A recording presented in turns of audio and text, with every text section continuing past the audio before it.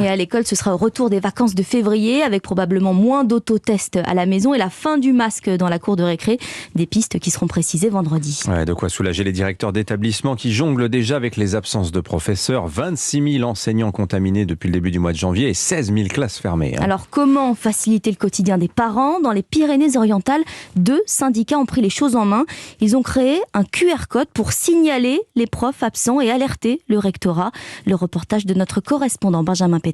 C'est l'une des angoisses des parents d'élèves ces dernières semaines que l'enseignant soit absent, parce qu'avec le protocole sanitaire très strict, impossible de répartir les enfants dans d'autres classes. Si aucun remplaçant n'est trouvé, il faut les garder à la maison. Un vrai casse-tête pour les familles, comme le constate Rémi Landry de la FCPE 66. Quand vous travaillez, vous ne pouvez pas avoir une autorisation d'absence qui est donnée comme ça. Et c'est un véritable problème pour le parent qui doit s'organiser en fait au dernier moment pour faire garder son enfant et qui se pose aussi beaucoup de questions sur les progressions scolaires, sur le niveau réel des enfants. Enseignants pas remplacés, scannés, peut-on donc lire sur la fiche qu'ils ont éditée avec le syndicat enseignants SNUIPP et placardé devant les 313 écoles du département.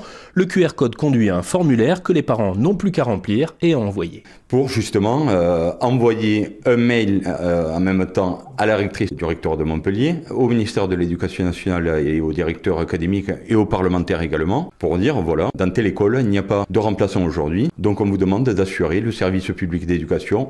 Un dispositif qui va aussi leur permettre de suivre la situation en temps réel. La semaine dernière, faute de remplaçants, ce sont jusqu'à 200 classes dans le département qui avaient dû être fermées. Le reportage de notre correspondant Benjamin Péter.